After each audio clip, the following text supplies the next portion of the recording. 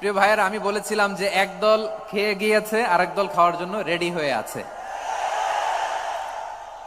তো এখানে কি আমি কোনো দলের নাম বলেছি? বাংলাদেশে ৪৮টা প্রায় নিবন্ধিত রাজনৈতিক দল, কোন দলের নাম আমি বলিনি।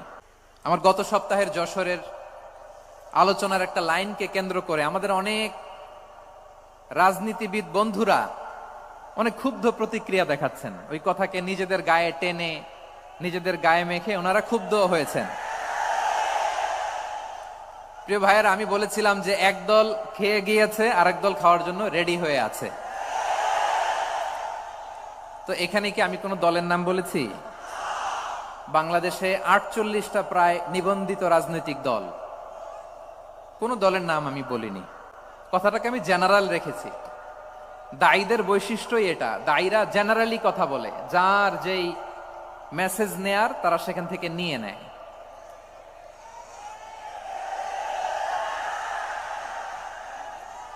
তো কোন দল এটা নিয়ে কোনো কথা বলল না, আপনারা এটাকে নিজের গায়ে যে মাখালেন, এটা ঠিক হয়নি। আমি বলবো যে এটা খুবই অনভিপ্রেত হয়েছে। কোন দলকে টার্গেট করে বা কোন দলের পক্ষে আমরা কখনো কথা বলি না। আমরা কোরআনের পক্ষে কথা বলি, ইসলামের পক্ষে কথা বলি, ঠিক কিনা বলেন? সো একটা জেনারেল কথাকে যদি আমার রাজনীতিবিদ বন্ধুরা নিজেদের গায়ে মাখেন, ক্ষুব্ধ প্রতিক্রিয়া জানান, এতে করে সাধারণ জনগণের কাছে একটা নেগেটিভ মেসেজ যাবে ওনাদের ব্যাপারে। এটা হোক আমরা চাই না।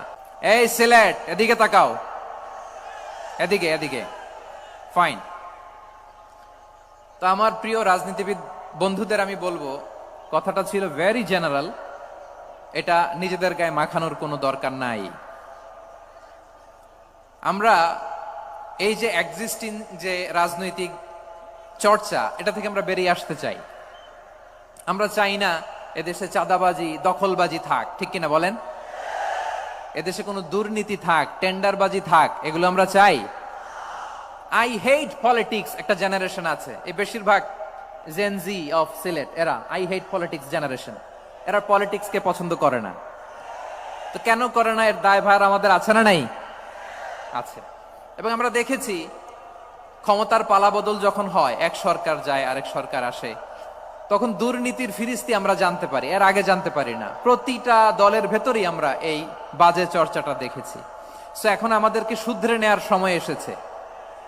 এটা এই সুন্দর সময়, নতুন প্রভাতের বাংলাদেশ, নতুন ভোরের বাংলাদেশ, এই সময় আমরা কাদা ছোড়াছুরি যেন না